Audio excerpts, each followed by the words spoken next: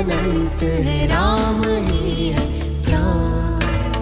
जल जल में हर दिल में है राम, हर मान में बसे है राम।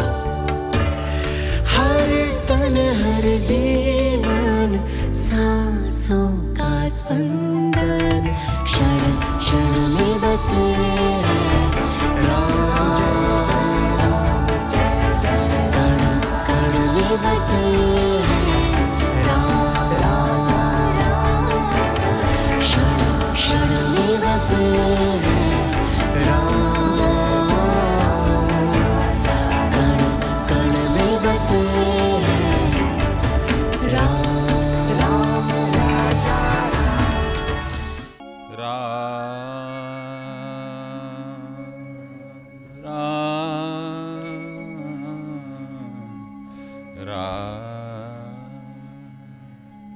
संत समाज आज दूरदर्शन के माध्यम से जो है श्री राम कथा की जा रही है, कण कण में राम, उसका 5वां चरण है।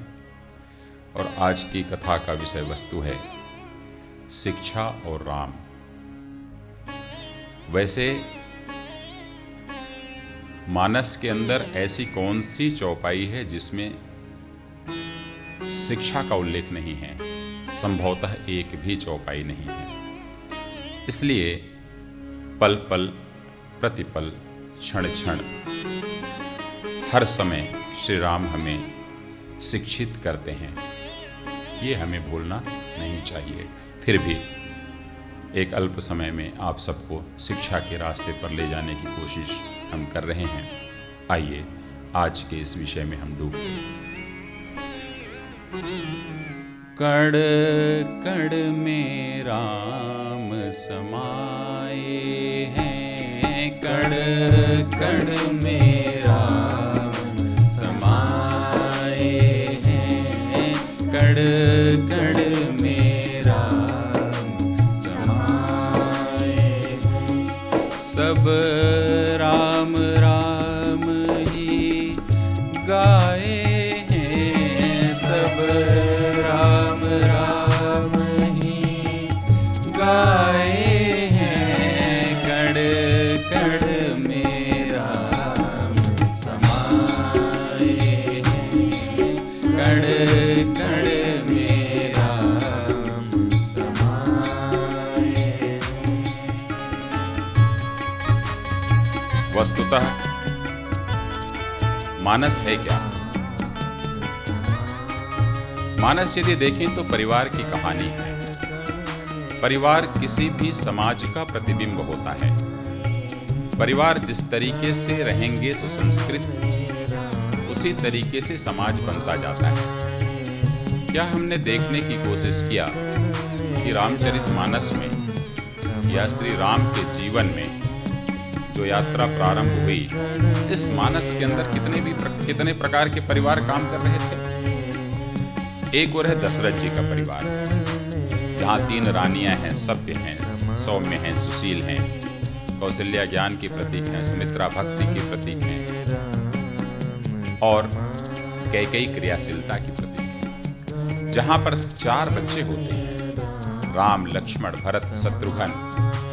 एक स्वयं ब्रह्म है, ज्ञान का प्रतीक, लक्ष्मण सेवा के प्रतीक, भरत प्रेम के प्रतीक, शत्रुघ्न क्रियाशीलता कर्म के प्रतीक। कितना सुंदर परिवार है जो आज हमारे परिवार के सदस्य के रूप में सदैव से पीढ़ियों दर पीढ़ी चल रहे हैं। दूसरी ओर रावण का एक परिवार है, जहां अहंकार है, अभिमान है, मोह है, माया है, लालच है, क्लेश है, विकार है, काम है। वह परिवार है तो वह लंका जैसे समाज को देता है। एक परिवार और है जनक जी का परिवार, जो विदेह परिवार है, जहां शरीर का भान ही नहीं है, चाहे वह वैदेही हो चाहे विदेह राज जनक हो, जहां भौतिकता का कोई दूर दूर तक स्पर्श नहीं है। एक है बाली का परिवार, जहां 2 भाइयों के बीच में युद्ध हो रहा है राज सिंहासन को पाने के लिए, एक दूसरे की पत्नियों को हड़पने के लिए। व्यभिचार उनके जीवन में छाया हुआ है। दूसरी ओर एक तरफ साधु संतों का परिवार है जो कि पूरे के पूरे वनांचल में छाए हुए हैं और शिक्षा का अलख जगा रहे हैं। जीव जंतुओं का, प्रकृति का पृथक से परिवार है। तो वस्तुतः जिस तरीके का परिवार होता है, समाज उस तरीके से बनता है। यह शिक्षा और राम की पहली सीख है। कण में राम समाए हैं, कण में राम समाए। गुरु शिष्य संबंध बंधा है, गुरु शिष्य संबंध बंधा, शिक्षा का अलख जगाए हैं, शिक्षा का अलख जगाए हैं। कण कण में राम समाए हैं, कण। और क्या है मानस? मानस वस्तुतः भाइयों की कहानी है। एक और श्री राम हैं, एक और भरत हैं, एक और लक्ष्मण हैं, एक और शत्रुघ्न हैं। भाइयों का प्रेम इतना अद्वितीय है कि अयोध्या की जो राज दीवार है वह ढहने से बच जाती है। दूसरी ओर खरदूषण एक भाई मिलता है। जब राम से लड़ने आता है तो कहता है कि अपनी पत्नी को यहाँ छोड़ दो और तुम लोग वापस लौट जाओ। वह इतना व्यभिचारी है और दोनों मारे जाते हैं। एक और बाली और सुग्रीव है, दो भाई। उन भाइयों के बीच में इतना प्रतिद्वंदिता होती है कि बाली को जान से हाथ धोना पड़ता है। यही तो शिक्षा दे रहे हैं कि भाइयों के बीच में प्रतिद्वंदिता ना हो, धन को लेकर, वैभव को लेकर, राज सिंहासन को लेकर। एक और रावण और कुंभकर्ण भाई हैं, जिससे लंका की दीवार ढह जा रही है। एक अभिमान का प्रतीक है, एक मोह का प्रतीक है। एक और जटायु और संपाति दो भाई हैं। एक जटायु जो सीता जी का पता बताता है और 4 प्रकार की मुक्तियां पाता है, और एक भाई संपाति, वह भी सीता जी का पता बताता है कि जो सीता जी हैं वो उपवन में बैठी हुई हैं। यह मानस और क्या हमें शिक्षा देती है? यह मानस बताती है कि सदैव समाज में 2 धाराएं काम करती हैं। एक धारा होती है बुराइयों की और एक धारा होती है अच्छाइयों की। यदि हम अच्छाई की ओर जाते हैं तो हम राम बनते हैं, बुराइयों की ओर जाते हैं तो रावण बनते हैं। 2 संस्कृतियों की, एक रामत्व की, एक रावणत्व की, अच्छाई की, बुराई की, जहां सदैव भले विलंब होगा, परंतु अच्छाई बुराई से जीतती है, सत्य असत्य से जीतता है। और क्या है यह? क्या शिक्षा देती है यह मानस? मानवीय संबंधों को जीने का सहारा देती है। एक मनुष्य के अंदर में प्रेम, सद्भावना, परोपकार, दयालुता, विनम्रता, कृपा, ये जो भाव हैं, अहिंसा, सत्याग्रह, अपरिग्रह, संभवतः मानव समाज के जितने भी सद्गुण हैं, उस सद्गुण को श्री राम समेटे हुए। राम वो नायक हैं, वह हमें बताते हैं कि बुराइयों को दूर करो, मुझे पा जाओगे। इसीलिए मानस के अंदर 4 चीजें होती हैं: नाम साधना, रूप साधना, लीला साधना और स्थान साधना। चारों तरीके के साधनाओं को जो साधता है, अलग अलग ढंग से राम की परिभाषा करता है। 7 कांड बताते हैं कि 7 दिवस जिस तरीके से सप्ताह में हैं, उसी तरीके से ये 7 कांड हैं। यदि सोमवार बालकांड है तो मंगलवार अयोध्या कांड है, बुधवार अरण्य कांड है, गुरुवार किष्किंधा कांड है, शुक्रवार सुंदर कांड है, शनिवार लंका कांड है और रविवार उत्तर कांड है। प्रतिदिन आप श्री राम को भजिए, मानस को अपने हृदय में अंगीकार करिए, यह मानस बताती है। मानस बताती है कि बाल कांड सहजता का कांड है, सरलता का कांड है, किसी भी प्रकार का वहां उपद्रव को स्थान नहीं है। वहां पर निश्चलता है, समर्पण है। वहां का राम इतना प्यारा है जो कि सरयू की धूल में जाकर के लौटता है साहब। वहां का राम इतना सुंदर है जो अवध की गलियों में घूमता है। और इसीलिए लोक संस्कृति में, लोक नृत्य में, लोक भावों में श्री राम सदैव पाए जाते हैं। अयोध्या कांड का राम पारिवारिक संघर्ष को मिटाने वाला राम है, जो भरत के साथ मिलकर के अयोध्या की दीवारों को ढहने से बचाता है। आगे अरण्य कांड जब जाता है तो यह मन का रास्ता है। मन जो है बहुत ही डोलते रहता है, मन में सदैव क्लेश विकार अपना स्थान जड़ जमाने की कोशिश करते रहते हैं। इस मन को जीतने का कांड अरण्य कांड है। आगे किष्किंधा कांड आता है, जहां पर संघर्ष ही संघर्ष है। बाली संघर्ष कर रहा है, सुग्रीव संघर्ष कर रहा है, हनुमान संघर्ष कर रहे हैं, जामवंत संघर्ष कर रहे हैं, स्वयं प्रभा संघर्ष करते दिखती हैं, संपाति संघर्ष करते दिखते हैं। स्वयं राम सीता सीता सीता कह करके सीता जानकी जी को ढूंढ रहे हैं। भाई अपने बड़े भैया राम के इस दुख को देखकर परेशान है, संघर्ष कर रहे हैं। संघर्ष का कांड है। संघर्ष को कैसे जिया जाए, संघर्ष का समाधान कैसे किया जाए, उसके बाद आता है सुंदर कांड, जो जीवन को सुंदर बनाता है। यही शिक्षा देती है मानस। फिर आता है लंका कांड, जहां पर मोह को, माया को, व्यभिचार को, अभिमान को, मैं को, जीवन के अंदर जो मेरा अंदर में जो मैं आया हुआ है, उस अहम को, उस काम को कैसे दूर किया जाए, कैसे मारा जाए। जब तक के हम अपने अंदर के उन बुराइयों को रावण की तरह मार नहीं देंगे, जब तक हम उस अभिमान को कुंभकर्ण की तरह मार नहीं देंगे, तो यदि वह सिर्फ सोया रहेगा तो फिर जाग जाएगा। यही बताता है लंका कांड कि उन सबको मारना पड़ेगा, मारने के अलावा कोई विकल्प नहीं है।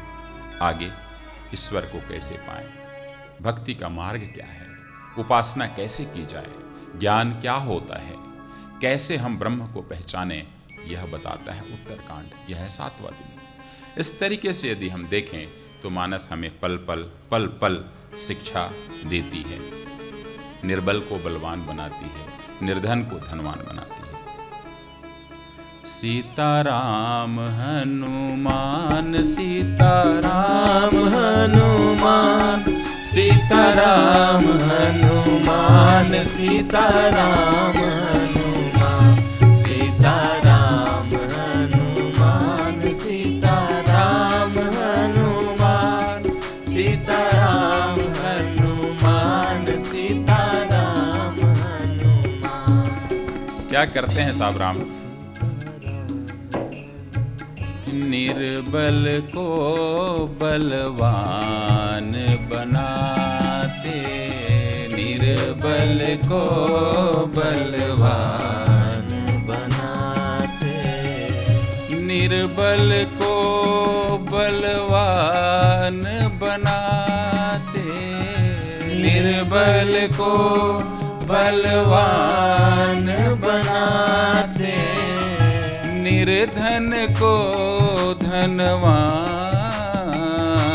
सीताराम हनुमान, सीताराम हनुमान, सीताराम हनुमान, सीताराम हनुमान, सीताराम हनुमान, सीताराम हनुमान, सीताराम हनुमान, सीताराम हनुमान।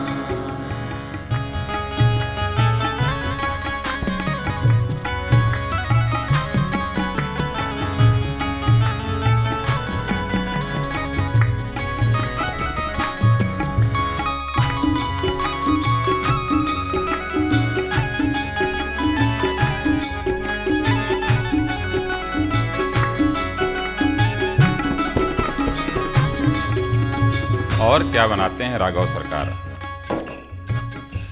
विद्या संग ज्ञानी है बनाते, विद्या संग ज्ञानी है बनाते, विद्या संग ज्ञानी है बनाते, विद्या संग ज्ञानी है बनाते, मूर्ख को गुणवान। सीताराम हनुमान, सीताराम हनुमान, सीताराम हनुमान, सीताराम हनुमान, सीताराम हनुमान, सीताराम सीताराम हनुमान सीताराम हनुमान। देखिए, जो भी बच्चे बीएड करते हैं, जो भी शिक्षक इसे सुन रहे होंगे, जो भी शिक्षक पढ़ाते हैं वो बच्चे सुन रहे होंगे, बच्चों के माता पिता पालक सुन रहे होंगे, वे समझ लें शिक्षा त्रिभुजीय प्रक्रिया है। 3 भुजाएं जो होती हैं उसमें शिक्षा त्रिभुजीय प्रक्रिया है। पहली भुजा है ऊपर वाला गुरु। अब वह गुरु माता हो, पिता हो, पढ़ाने वाला हो, ईश्वर हो, जो प्रेरित करे वो गुरु है। पहली भुजा है गुरु। दूसरी भुजा है शिष्य। यदि गुरु है तो शिष्य होना आवश्यक है, और शिष्य तभी हो सकता है जब गुरु हो। तो त्रिभुज की दूसरी भुजा है शिष्य, और उस त्रिभुज की तीसरी और अंतिम भुजा होती है विषय वस्तु और उस विषय को पढ़ाने की पद्धति। यही शिक्षा है, और इसका बहुत ही अच्छे ढंग से निरूपण मानस में किया गया है। इसलिए हर व्यक्ति को यह भी मानस में स्वतंत्रता है कि उसका गुरु कौन हो, किसे गुरु मानता है, कौन किसके जीवन को परिवर्तित कर रहा है, वो उसका वास्तविक गुरु है। तो स्वतंत्रता देते देते बाबा ने लिखा, देखिए मंगलाचरण में ही, कि वंदे बोधमयम नित्यम गुरुम शंकर रूपिणम यमाश्रितो हि वक्रोपि चंद्रः सर्वत्र वंद्यते। कि मैं मेरे गुरु शंकर जी को प्रणाम कर रहा हूं, जो इतने इंटेलिजेंट हैं, जो इतने ज्ञानी हैं, जिनका इतना प्रभाव है कि उनके मस्तक पर टेढ़ा चंद्रमा भी वंदित हो जाता है।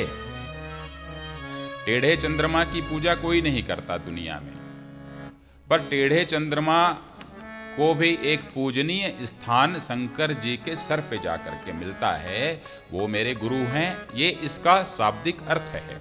इसका गूढ़ अर्थ शिक्षा के दृष्टिकोण से ये निकलता है कि गोस्वामी तुलसीदास जी कहते हैं कि मेरे जैसा अकिंचन, मेरे जैसा व्यक्ति जिसे शास्त्रों का ज्ञान नहीं है, जो कि बहुत ही दीन और हीन है, जिसके अंदर सिर्फ और सिर्फ ईश्वर के प्रति समर्पण का भाव है, वह तुलसीदास जी भी श्री राम को जप कर, जो कि बड़ा टेढ़ा है, जिसमें अच्छे गुण नहीं है, जो कि विद्या जानता नहीं है, वह भी वंदित हो जाता है।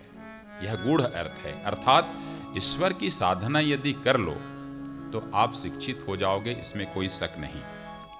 आगे बाबा ने लिखा कि बंदौ गिरिपद कंज कृपा सिंधु नर रूप हरे महामोहतम पुंज और जासु बचन रवि कर निकर। उन्होंने वंदना कर ली अपने गुरु की। अब यहाँ पे नरहरि की अलग अलग ढंग से व्याख्या लोग करते हैं। कुछ लोग कहते हैं उन्होंने अपने नरहरियानंद जी अपने गुरु को उन्होंने याद किया। बिल्कुल करना चाहिए, और ये हो भी सकता है, और ये है, मान लेना चाहिए। दूसरा गुरु इसी में श्लेष है, छिपा हुआ है कि नरहरि, कि नर के रूप में जो हरि भगवान राघव सरकार इस धरती पर आए हुए हैं, उस गुरु को मैं वंदित कर रहा हूं। तीसरा और है इसमें श्लेष कि चूंकि रावण को मारना है तो पराक्रमी राघव सरकार की जरूरत है, तो क्यों ना मैं नृसिंह भगवान को इसमें सुमिरन कर लूं, स्मरण कर लूं, तो नृसिंह भगवान को वंदित कर लूं। तो अलग अलग टीकाकार अलग अलग ढंग से इसकी परिभाषा करते हैं। वस्तुतः जिन्हें भी वो गुरु माने, उस गुरु को उन्होंने वंदना में स्थान दिया। आगे चूंकि शंकर जी गुरु के रूप में वंदित हो गए मंगलाचरण में, तो भवानी नाराज न हो जाएं। ये ऐसा हृदय में बात आई होगी गोस्वामी जी के, तो उन्होंने लिख दिया साहब कि गुरु पीतु मातु महेश भवानी, गुरु पीतु मातु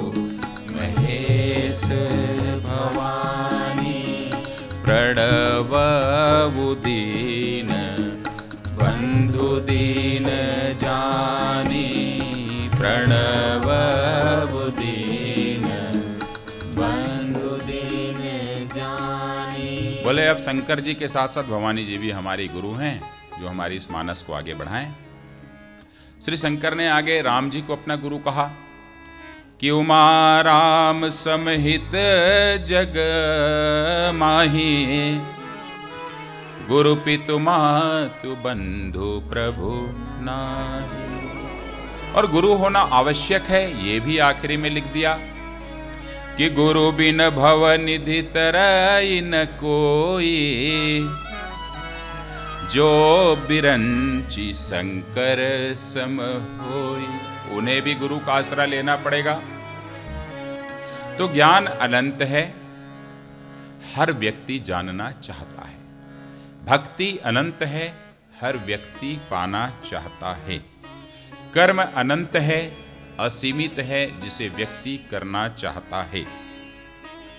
आवश्यकता इस बात की है कि मेरा गुरु कौन है जाने। हुआ ना एक बार ऐसा ही, रामकृष्ण परमहंस से एक शिष्य आकर कहता है, एक व्यक्ति आकर रोज परेशान करता था, बोलता था कि ईश्वर को देखे हो, भगवान को देखे हो, बताओ। तो रोज परेशान हो गए, जवाब नहीं देते थे। एक दिन गंगा के तट पर खड़े थे, वह व्यक्ति आया और आकर के कहा कि एक बार भगवान का दर्शन जरा करा दो। कैसे होगा दर्शन? तो उन्होंने, बड़े बलिष्ठ थे रामकृष्ण परमहंस जी, उन्होंने उस व्यक्ति के गले को पकड़ा और गले को पकड़ करके पानी में डुबा दिया।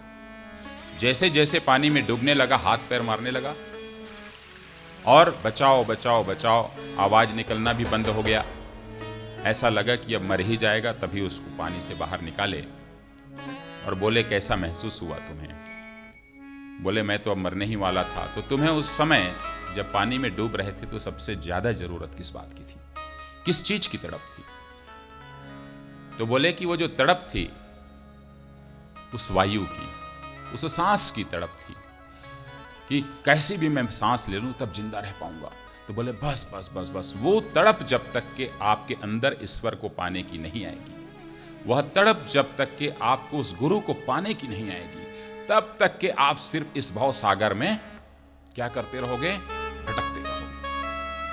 जिस तरीके से हम रसायन विज्ञान पढ़ते हैं, भौतिकी विज्ञान पढ़ते हैं, जिस तरीके से हम भूगोल पढ़ते हैं, इतिहास पढ़ते हैं, राजनीति शास्त्र पढ़ते हैं, स्पेस साइंस पढ़ते हैं, समुद्र विज्ञान पढ़ते हैं, जब पढ़ते हैं तब उनके तर्कों को, उनके तथ्यों को जानते हैं।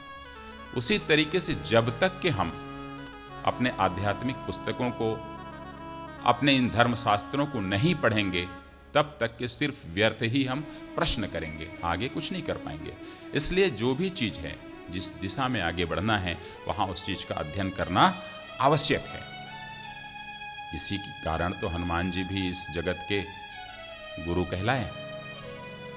राम सिया राम जय जय राम, राम सिया राम जय जय राम, राम सिया राम जय जय राम, राम सिया राम जय जय राम। हाँ, जय जय जय हनुमान गोसाई,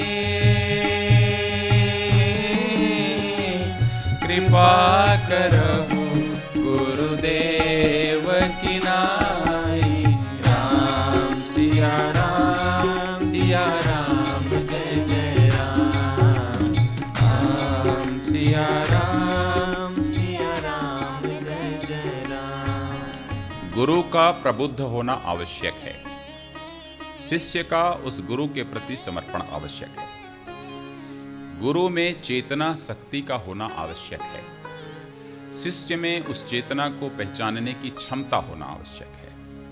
गुरु यदि ऊर्जा है तो उस ऊर्जा को प्राप्त करने के लिए शिष्य को आगे बढ़ना चाहिए। गुरु शरीर नहीं है, गुरु आत्मा है। गुरु एक शरीर नहीं है, उस गुरु के अंतःकरण को पहचानने की जरूरत है। गुरु एक व्यक्ति नहीं है, गुरु एक संस्था है, ये श्री राम कहते हैं। क्योंकि देवता रूठ जाएंगे तो आप मना सकते हो, परंतु यदि गुरु रूठ गया तो मना नहीं सकते। इसलिए क्योंकि वह गुरु आपकी आत्मा को प्रज्वलित करता है, आपकी आत्मा को झकझोरता है। श्री राम का नामकरण हुआ, उसके बाद चूड़ामणि संस्कार हुआ। चूड़ाकरण कीन है गुरु जाई, विप्रन पुनि दक्षिणा बहु पाई। मतलब प्रत्येक संस्कार में गुरु को महत्ता इस मानस में दिया गया है। बचपन में माता को स्वरूप दिखाए, माता गुरु बन गई, बोली छोटे बन जाओ तो रोने लगे। और बाद में फिर वो पढ़ने के लिए जाते हैं वशिष्ठ जी के यहाँ, और चौपाई आई कि गुरु गृह पढ़न गए रघुराई, गुरु गृह पढ़न गए रघुराई, अल्प काल सब विद्या आई, अल्प काल सब विद्या आई। इस चौपाई को आम तौर पर काफी लोग गलत भी पढ़ते हैं। उन्होंने वहां शास्त्रों का अध्ययन किया, कहां गलत पढ़ते हैं कि अल्पकाल सब विद्या पाई कह देते हैं। पाई नहीं, आई, पाई नहीं आई। राम वो थे कि जब उनके समर्पण को विद्या रानी ने देखा, सरस्वती जी ने देखा, जितने उनमें संकल्प शक्ति थी उस संकल्प शक्ति को देखा, तो सरस्वती जी की विद्या अपने आप श्री राघव सरकार में आकर समाहित हो गई। अल्पकाल सब विद्या आई। सारे सद्गुणों को विद्या के माध्यम से, जो भी सद्गुण होते हैं, सारे सद्गुणों को राघव सरकार ने अल्पकाल में ही प्राप्त कर लिया, वो अपने आप आ गई। अर्थात व्यक्ति यदि समर्पण भाव से, प्रतिबद्धता से, परिश्रम से यदि अपनी पढ़ाई करता है तो विद्या आपको दोहरी सफलता देगी, इसमें कोई भी शक नहीं है। सद्गुण अपने आप आपके पास चल करके आएंगे ही आएंगे। इसीलिए श्री राम स्वयं गुरु महात्म्य पे कहते हैं कि जे गुरुपद अंबुज अनुरागी, ते लोकहु वेदहु बड़ भागी। वह बहुत ही वो भाग्यवान होगा, स्वयं श्री राम कहते हैं। और आगे इसीलिए हम और आप सभी के सभी जब भी किसी मंदिर में जाते हैं, जब भी हमारी कहीं पूजा पाठ करते हैं, तो क्या कहते हैं कि गुरुर ब्रह्मा गुरुर्विष्णु गुरुर्देवो महेश्वर, गुरु साक्षात् परम ब्रह्म तस्मै श्री गुरुवे नमः। तो क्या कभी हमने सोचा कि हम जब इस श्लोक को कहते हैं तो वह गुरु कौन है? प्राइमरी स्कूल में पढ़ाने वाला गुरु, मिडिल स्कूल में पढ़ाने वाला गुरु, कॉलेज में पढ़ाने वाला गुरु, माँ मेरी गुरु, पिता मेरे गुरु, या मेरे जीवन को बदलने वाला गुरु, या मुझे एक ऊंचाइयों तक पहुंचाने वाला गुरु, या मेरी पुस्तक गुरु, या धर्मशास्त्र गुरु, या मेरे ईश्वर गुरु, या हनुमान जी गुरु, राम जी गुरु, शंकर जी गुरु, कौन? इसलिए जब भी हम इस श्लोक को पढ़ें, हम इसको अपने विचारों में मथें, तब हमें उस गुरु को अपने हृदय में रखना ही पड़ेगा। यदि हम बगैर किसी एक व्यक्तित्व को अपने हृदय में रखे इस श्लोक को पढ़ते हैं तो वह निरर्थक ही है, उसका अर्थ नहीं निकलेगा। क्यों? क्योंकि यही ईश्वर है, जो यही गुरु है जो ईश्वर से एकाकार कराता है। अखंड मंडलाकारम व्याप्तमयेन चराचरम तत्पदं दर्शितं येन तस्मै श्री गुरुवे। इसीलिए रामचरितमानस की चौपाइयों में पहली चौपाई गुरु को समर्पित हुई कि बंदम गुरु पद पदोम परागा, बंदम गुरु पद पदोम परागा, सुरुचि सुबास सरस अनुरागा, सुरुचि सुबास सरस अनुरागा। तो श्री गुरुचरण करज कोमल सुंदर, बड़ा कोमल होता है ईश्वर का आशीर्वाद। नयनामृत सुंदर अंजन है, जो नयन दोष का नाश करे। अरे ये अंजन ही विवेकी बंधन है, तो जग बंधन से गुरु मुक्त करे। जग बंधन से गुरु मुक्त करे, जग माया से हो अनजाना, जग माया से हो अनजाना। तो गुरु चरण नखों की दिव्य ज्योति, मड़ियों के प्रकाश से है चमके। मेरे तो हृदय में दिव्य दृष्टि, गुरु ज्ञान से तम माने अंधेरा भागे, और फिर रोशनी आ जाए दमके। तो इंसान वही है भाग्यवान, इंसान वही है भाग्यवान। गुरु से है दोष सभी मिट जाना, गुरु से है दोष सभी मिट जाना।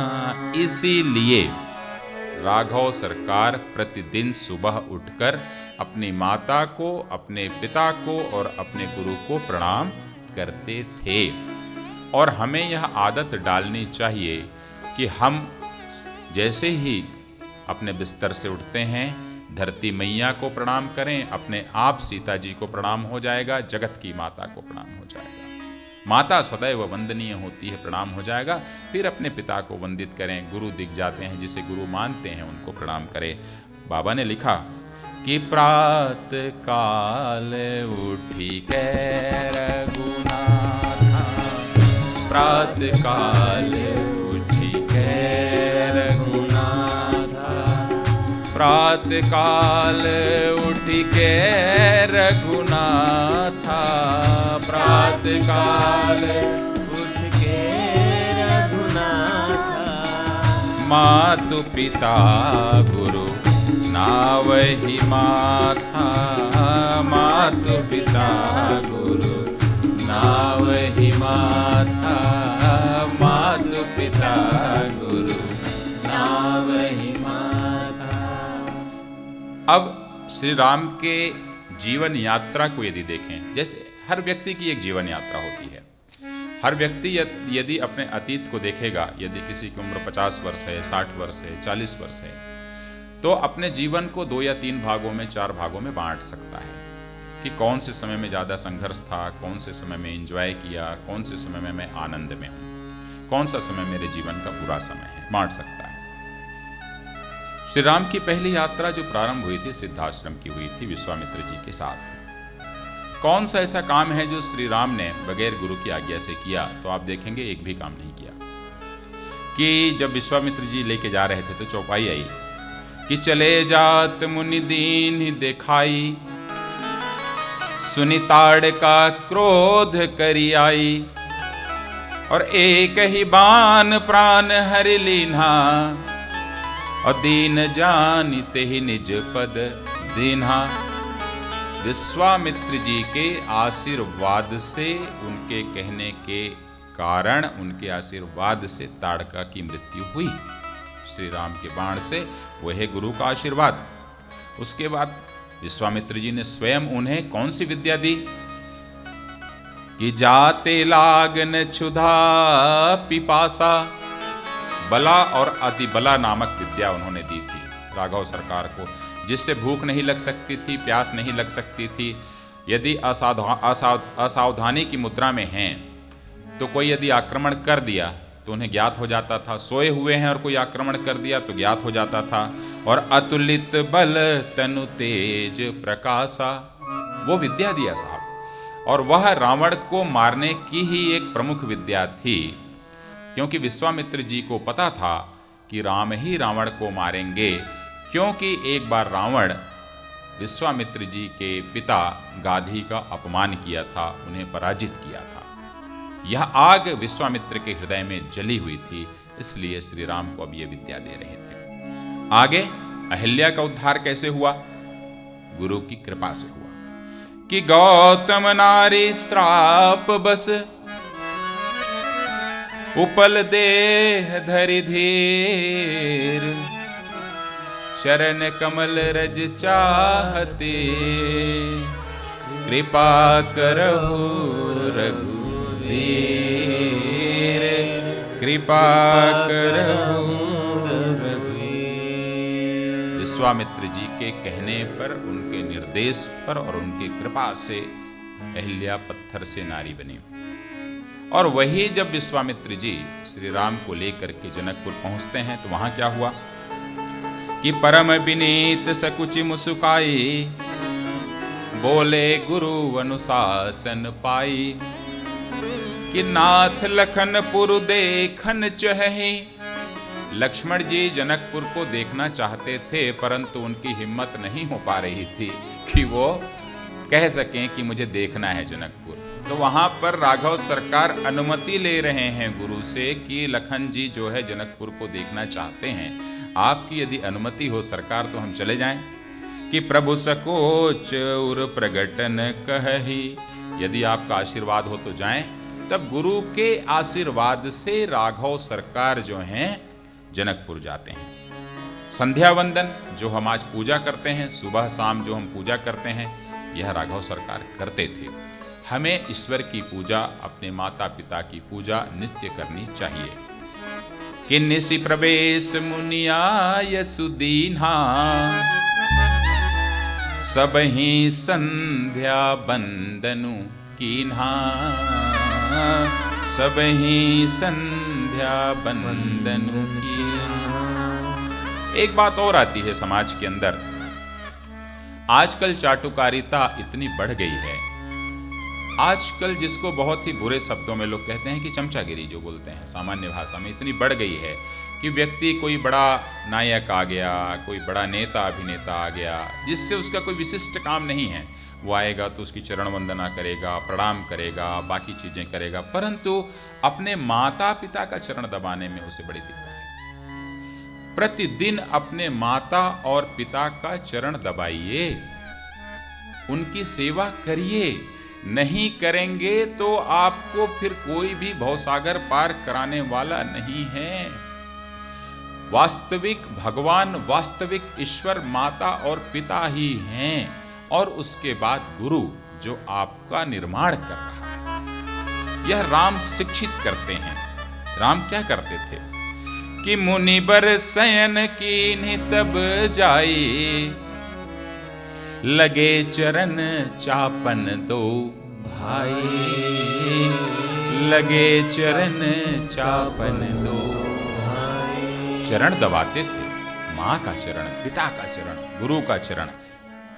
पहला आज की कथा का सार यही है मित्रों कि जो भी ऐसा नहीं कर रहा है, मेरी कथा सुन रहे हैं, तो प्रणाम करिए माता पिता को प्रति दिवस, क्योंकि जब वो आपका साथ छोड़ के चले जाएंगे तो उस कमी को फिर कभी पूरा नहीं कर पाओगे, फिर सोचते रह जाओगे। और कोशिश करिए कि उनके चरण को दबाएं, उनकी सेवा करें। और कैसे दबाएं, इसको भी राम जी साबित करते हैं कि ते दो बंधु प्रेम जनु जीते।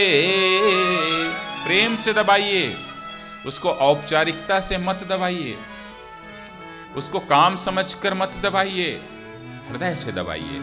और गुरुपद कमल पलोटत प्रीते, गुरुपद कमल पलोटत प्रीते। अर्थात जब अपने माता पिता गुरु के चरण को दबाएं तो उसके स्पर्श में इतनी ताकत होनी चाहिए भाइयों, संत समाज, कि आप देखें कि मेरे पिता का पैर कहीं कटा तो नहीं है, कहीं फटा तो नहीं है, कहीं कष्ट तो नहीं है, उसके अंदर में प्रेम का स्पर्श करिए, तब उन पिता का, उस माता की आयु अपने आप बढ़ेगी, वह 2 साल 5 साल 10 साल ज्यादा जी लेगी। ये आपको करना पड़ेगा और करना चाहिए। आगे पुष्प वाटिका में जाना था राघव सरकार को। फिर पूछा है गुरु से कि समय जानी गुरु आयसु पाई, लेन प्रसून चले दो भाई, लेन प्रसून चले दो भाई। और क्या, उधर सीता जी को राम मिलेंगे, इसका आशीर्वाद माता पार्वती ने दिया पुष्प वाटिका में। तो राम जी का सीता जी से विवाह क्या बगैर आशीर्वाद के हो जाता? नहीं, उन्होंने भी आशीर्वाद लिया अपने गुरु का, विश्वामित्र जी का। विश्वामित्र जी ने क्या कहा कि सुफल मनोरथ होहूं तुम्हारे, सुफल मनोरथ होहूं तुम्हारे, राम लखन सोनी है सुखाए, राम लखन सोनी है सुखाए।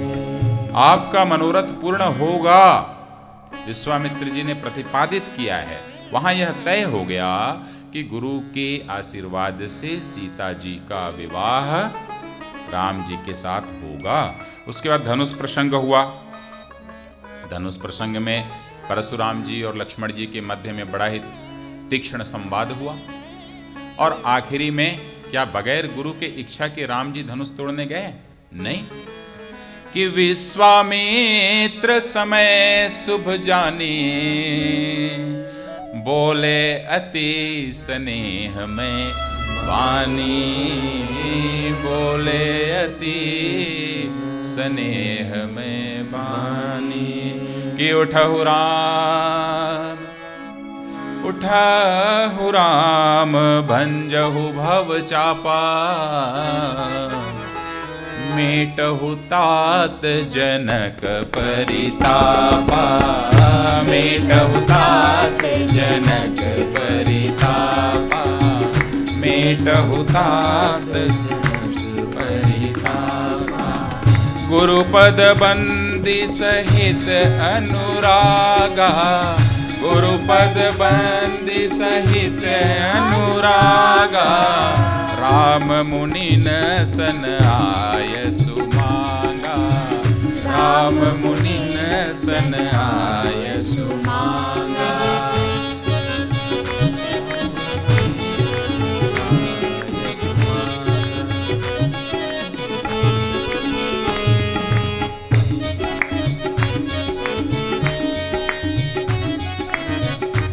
आगे वही राघव सरकार पहुंच गए। कहां पे? शिव जी के धनुष के पास। गुरु ही प्रणाम मन ही मन कीन्हा, गुरु ही प्रणाम मन ही मन कीन्हा, अति लांघव उठाई धनुलीन्हा, अति लांघव उठाई धनुलीन्हा, अति लांघव उठाई धनुलीन्हा। तो धनुष भी गुरु के आशीर्वाद से ही टूटा, गिरा गया।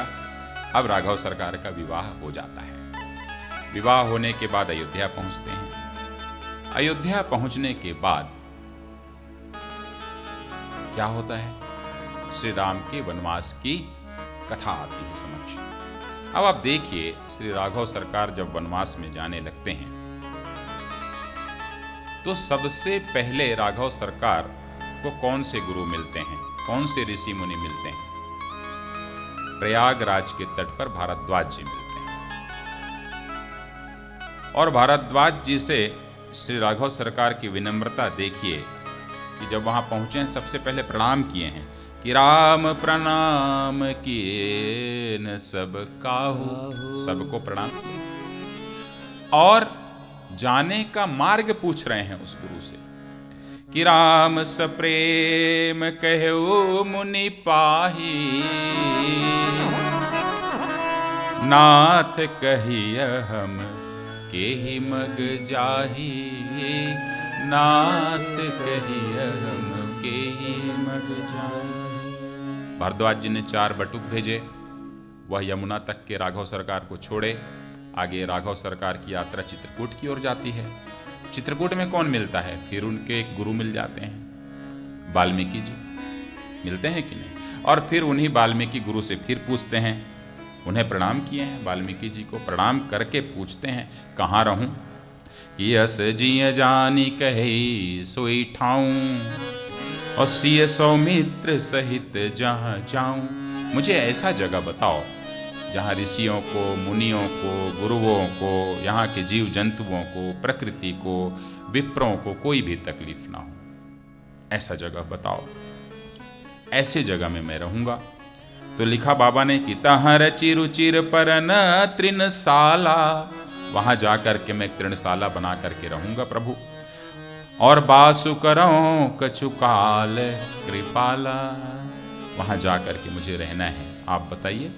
तो वाल्मीकि गुरुदेव ने क्या कहा कि चित्रकूट गिरि करहु निवासु, चित्रकूट गिरि करहु निवासु, तह तुम्हार सब भांति सुपासु, तह तुम्हार सब भांति सुपासु। अब चित्रकूट से तो उनकी यात्रा फिर आगे बढ़ गई। तो बीच में अनेक ऋषि मुनि गुरु मिले, सर्वभंग मिले, सुतीक्ष्ण मिले। अत्रि जी के यहां भी गए, पर अगस्त्य जी के यहां गए तो फिर उन्होंने प्रणाम किया है। तो भारद्वाज ने मार्ग दिखाया कि भारद्वाज ने मार्ग दिखाया, और वाल्मीकि निवास स्थान, और अगस्त्य रण कौशल दिए, तब राम बने जग के भगवान, तब राम बने जग के भगवान। तो गुरु की कृपा से जग ने देखा, कि गुरु की कृपा से जग ने देखा, भाग्य के बदले सीधे लेख, और बिना आँख के सूरदास ने, कि बिना आँख के सूरदास ने, कृष्ण को लिया हृदय से देख, कृष्ण को लिया हृदय से देख।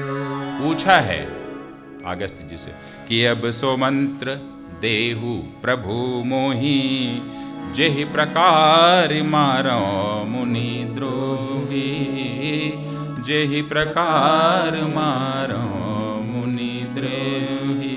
और हुआ क्या? अगस्त्य जी ने रावण को मारने का तरीका बताया। तो गुरु के बिना शिष्य, गुरु के बिना यह शिक्षा अधूरी है, यह राम प्रतिपादित करते हैं।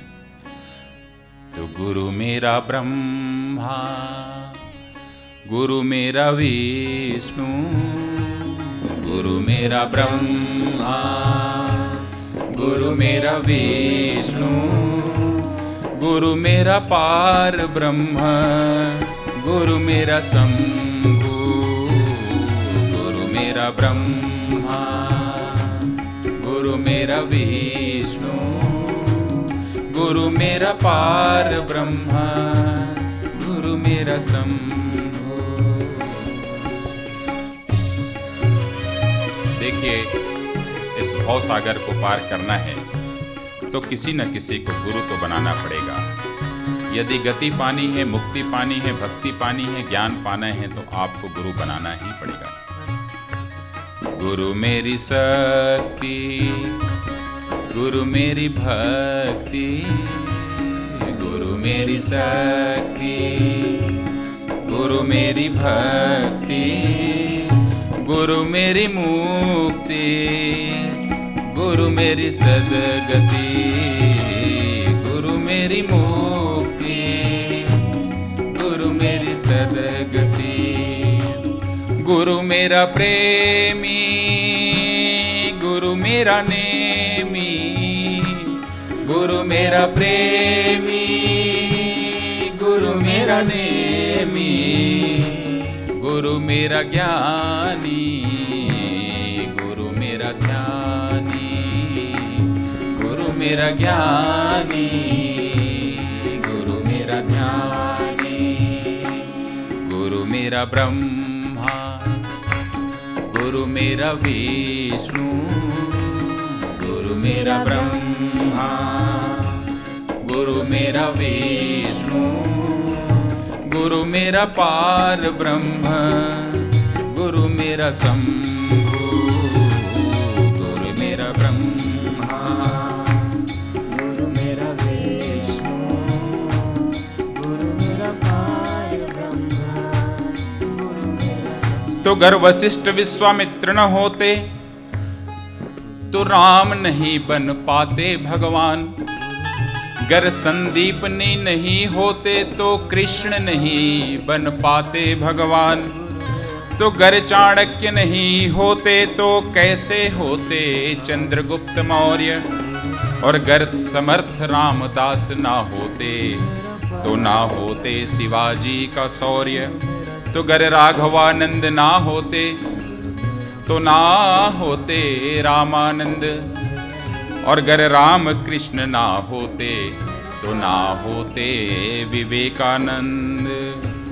गुरु नयनों का सुंदर अंजन, गुरु नयनों का सुंदर अंजन, गुरु मेरा देखो दोष विभंजन, गुरु मेरा देखो दोष विभंजन, गुरु मेरी चलते हैं सांसों में, गुरु मेरा चलते हैं सांसों में, गुरु मेरे रहते हैं राहों में, गुरु मेरे रहते हैं राहों में, गुरु मेरा ब्रह्मा, गुरु मेरा विष्णु, गुरु मेरा ब्रह्मा, गुरु मेरा शंभु, गुरु मेरा ब्रह्मा, गुरु मेरा विष्णु, गुरु मेरा पार ब्रह्म, गुरु मेरा शंभु, गुरु मेरा ब्रह्मा, गुरु मेरा विष्णु, गुरु मेरा पार ब्रह्म, गुरु मेरा शंभु। बोलिए सियावर रामचंद्र की।